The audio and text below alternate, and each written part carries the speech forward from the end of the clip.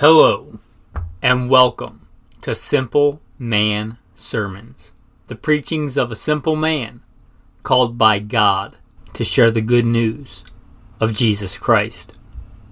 I'm going to start this by telling you a story, because by God's grace, that's how this came to me.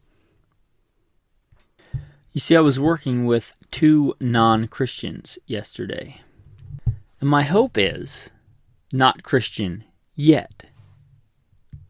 One of them, who was leading the charge, who was fairly hostile to the message of truth, we got on the subject of marriage.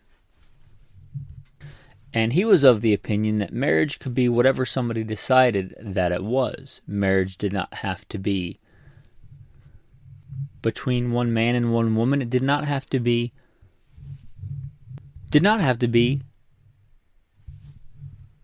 monogamous, that if either party decided it was okay, they could sleep with whomever they wanted to.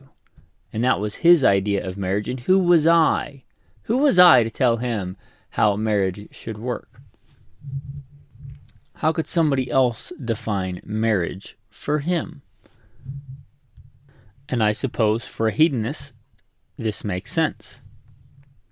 For somebody without the truth, groping in the dark, this makes sense, because they want it to. But very quickly, if you go down this road, as I did with him yesterday, it doesn't make sense. This man, by worldly standards, has a much nicer truck to me, a really nice big diesel truck. And I told him, well, what if I just want your truck? What if I think I should have your truck more than you do, and I just take your truck?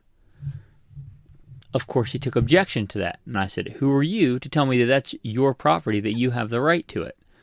What if I feel like my truth is that that's my truck? What if I use some of this newspeak and say, well, you're, the rich white oppressor, and, I'm Italian, so my people were oppressed, so I think I'm entitled to your nice new diesel truck. What if that's my truth? Who are you to tell me what my truth should be? And I went through several other examples. And I would love to tell you that he got down and converted right there at work, but that's not what happened. I'm not going to lie to you. But pretty much where that went was, well, we should probably stop talking about this at work. So again, hopefully I can say not Christian yet, but you get the point of that. You can take it to the ridiculous. And I gave him some other examples, like what if I decide I want to marry I don't forget what age I said, but let's go to the ridiculous. What if I wanted to marry a 6-year-old girl? And she was even excited about it. Because that's what marriage is to me. Who are you to tell me who I can and can't marry? What if I wanted to marry a 6-year-old girl? You would say, that's abominable. And I would say, you're right. That's what the Prophet Muhammad allegedly wasn't there, but that's a pretty common recording. That's what the people of the Muslim faith venerate Muhammad, who married a 6-year-old girl. Most of us, hopefully you listening, would say that's not okay. And my point to what I discussed with him, and my point to him, and the point of this sermon, is that man needs objective truth.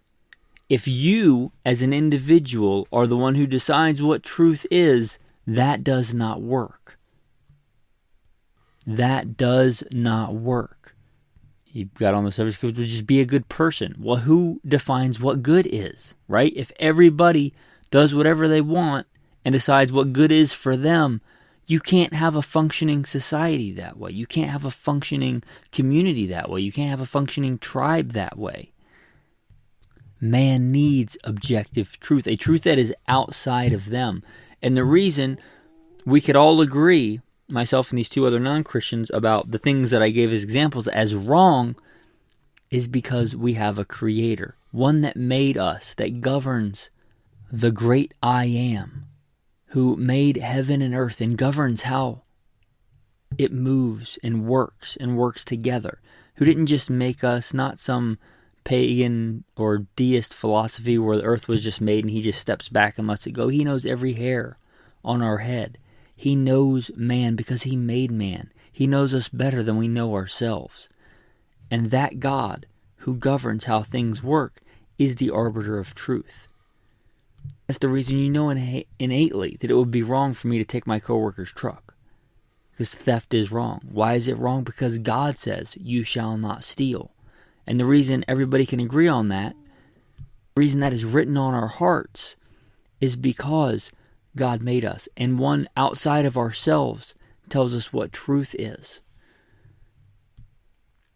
This is nothing new. As Ecclesiastes said, nothing new under the sun. I just read a passage last night before I even knew I was going to preach this sermon. But God knew. He gave me the passage. From Deuteronomy 12.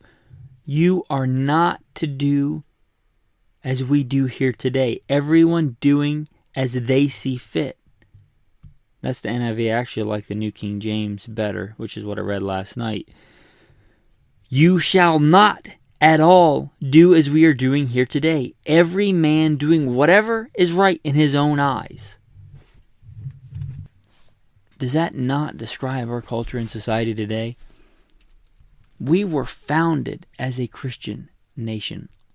Like it or not. Try and rewrite history if you want to, but it doesn't work that way. History is history.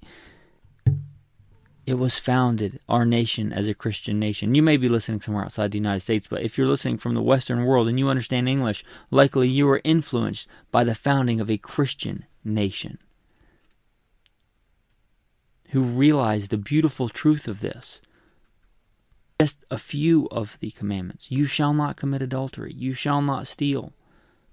You shall not murder. You shall not bear false witness against your neighbor. We reaped the benefits of this. Is it not obvious, like a slap in the face, that we prospered and grew bountiful, blessed cities and blessed countrysides when this nation was a fundamental Christian nation that followed God? And when we got away from that, we started to crumble, if you look around. Do you not see? It's so obvious. Why? Because you need objective truth. Man, this transcends America. This transcends modern politics. Again, this is nothing new. You can't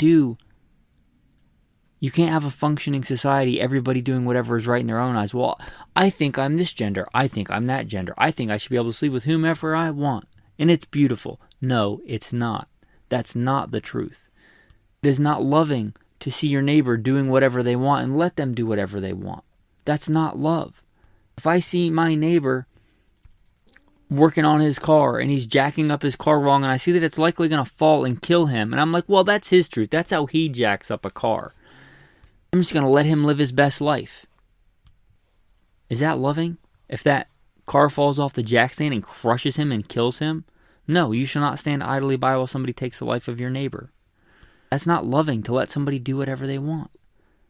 If my buddy comes to me and says, hey, I'm thinking about having relations with somebody that's not my wife. What do you think about that? I'm going to be like, well, live your best life. Truth is whatever you want it to be. Who am I to define marriage for you? That's some garbage new age nonsense right there. No, if I love my friend, my neighbor, and he says, I'm thinking about committing adultery on my wife, what do you think? I'm going to say, no, I think that's a horrible idea. Don't do that, because I love him. Love is not doing whatever you want, and love is not letting everybody else do whatever they want. There is objective truth. Man needs it. Man yearns for it. I know this is not the place for my testimony. I've given my testimony before, but in a nutshell, I grew up a heathen, and I lived that way, doing whatever I wanted, whatever was right in my own eyes, and largely to the extent whatever I could get away with. I wasn't free. I was a slave of sin. And that's what you're going to be. If you do whatever you want, you're going to be a slave of sin. You're not going to be free. Whom Jesus Christ sets free, whom the Son sets free, is free indeed. You shall know the truth, and the truth shall make you free. You shall know the truth. There is always truth, whether you recognize it or not. You have to know the truth. You shall know the truth, and the truth shall make you free.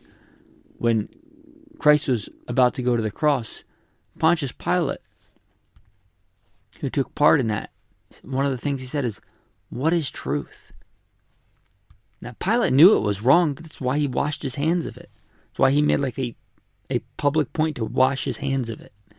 Even a pagan, saw the truth in that he was doing something wrong. But his rebuttal was, what is truth?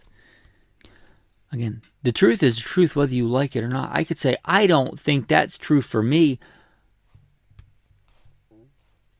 Like gravity, which is another one of God's laws. God made gravity. If you go up to the roof and say, I don't believe in gravity, I'm just going to walk off it and just walk in a straight line. Doesn't matter whether you believe it or not, you're going to reap the consequences of breaking that law. If you commit adultery, even if you say, my personal truth is, that's fine, men should not be monogamous, you are going to reap the whirlwind of consequences that is the sin of adultery, whether you like it or not. Destroy you, destroy your partner, destroy children. You don't get to decide what truth is. And that's a good thing, because what a mess it would be if everybody decided whatever was right for them was what they should do. Which again is largely where the culture is going. And I think you and I can probably look around and agree that it's not going anywhere good. You can't do whatever is right in your own eyes. You need objective truth. And for that, you need something outside of you and outside of me that doesn't change. It says what truth is, the beauty of truth. You shall know the truth, and the truth shall make you free. Now, not everybody will accept this, obviously. To those who are perishing, foolishness. As it says, they hate the light, or they hated the light because their deeds were evil. Right? They'll shun the light. They want to be in darkness because their deeds are evil and they don't want their deeds exposed. You'll likely know the passage I'm going to start with, but see where it goes. For God so loved the world that he gave his only begotten Son, that whoever believes in him should not perish, but have everlasting life. For God did not send his Son into the world to condemn the world, but that the world through him might be saved. He who believes in him is not condemned. But he who does not believe is condemned already, because he has not believed in the name of the only begotten Son of God. And this is the condemnation, that the light has come into the world, and men loved darkness rather than light, because their deeds were evil.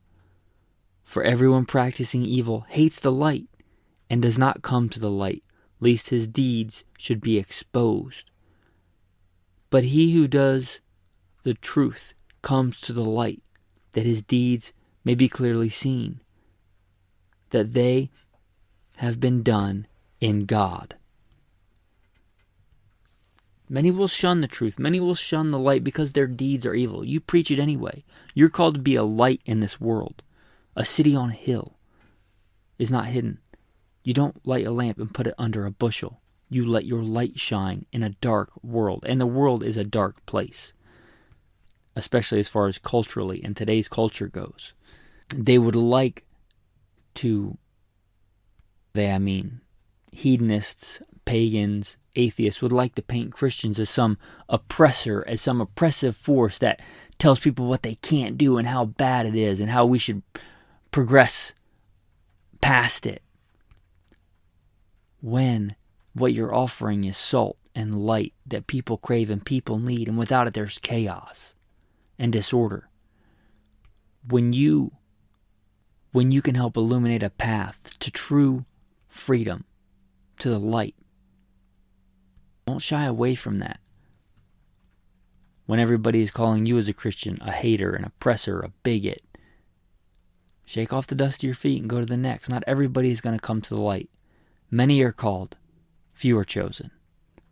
You preach anyway. You share anyway. You live a life in such a way that they see the embodiment of the consequences of this right in front of them. It makes it harder to deny. Some still will, but if they see you as a Christian, as a strong Christian, doing what you ought to do and not doing what you ought not to do, and nobody's perfect, but you get what I'm saying, having a happy marriage, not cheating on your wife, not stealing, not doing whatever you want, and having a good, wholesome, prosperous life. That they can't deny the truth of what they see. The consequences of living in truth and living in light when they've been sold a lie. Maybe they didn't grow up Christian, or maybe they rejected it for this hedonist or do whatever is right in your own eyes worldview, being told that it was better.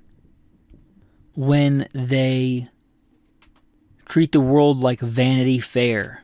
If you've read Pilgrim's Progress and are familiar with that, chasing one shiny bauble, one shiny worldly thing to another. When they treat their body like a carnival bathroom, and they say that's a good life, and they see you living an actual good life. Those analogies are used for a reason. You're called to be salt and light in the world. When they see you actually living a good life, it's harder for them to deny it. So live a good life. The world needs truth. Man needs truth. And it's not whatever he decides it is, because he's not who decides what right and wrong is or what truth is. God does that. The great I Am, the maker and sustainer of heaven and earth, and you and I. Man needs objective truth. Go share the truth and be free. With that, thanks for listening and have a blessed day.